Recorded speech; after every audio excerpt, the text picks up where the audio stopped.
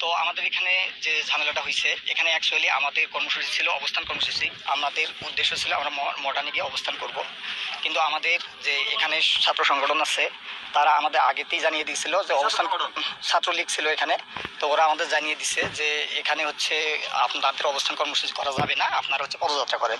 আমরা সেটাতে একমত হয়ে আমরা এখানে পদযাত্রা করার জন্য ইচ্ছুক ছিলাম, কিন্তু তারা পরবর্তীতে আমাদের আরও ফোর্স করে আমাদের যে সবার সাথে কথা ছিল আমরা হচ্ছে পদযাত্রা করে চলে আসব। কিন্তু আমাদের যখন ক্যাম্পাসের গেটে যখন চলে গেছে তখন ছাত্রলীগ সহ বাকি স্যাররা যারা আছে তারা আমাদের হচ্ছে বাধা প্রদান করছে। স্যাররা অ্যাকচুয়ালি যখন সামনে আছে তখন পিছন থেকে এবং তাদের যারা তৃতীয় পক্ষ ছিল তারা স্যারের উপর আক্রমণ করে সেই দায় আমাদের সাধারণ শিক্ষার্থীদের উপর চাপানোর চেষ্টা করছে।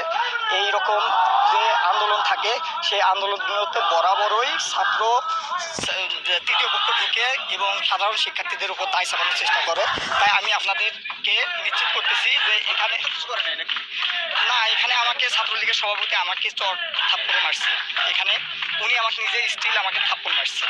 এখানে কথা হচ্ছিল আমাদের এখানে আমরা গত 9 দিন ধরে এখানে আমরা অনুষ্ঠান করতে সমাবেশ করতেছি। এখানে কোনো প্রকার আমাদের সাধারণ শিক্ষার্থী বিশৃঙ্খলা করে নাই, কিন্তু ওনারা আসার কারণে এই বিশৃঙ্খলা হয়েছে। এই দায়ভার সাধারণ শিক্ষার্থীদের না।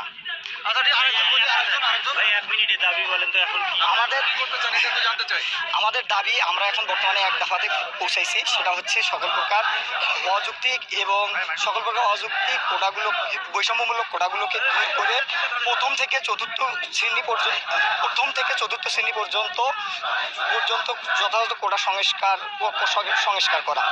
আর এখানে আমাদের হচ্ছে বিচার বিভাগের সাথে আমাদের কোনো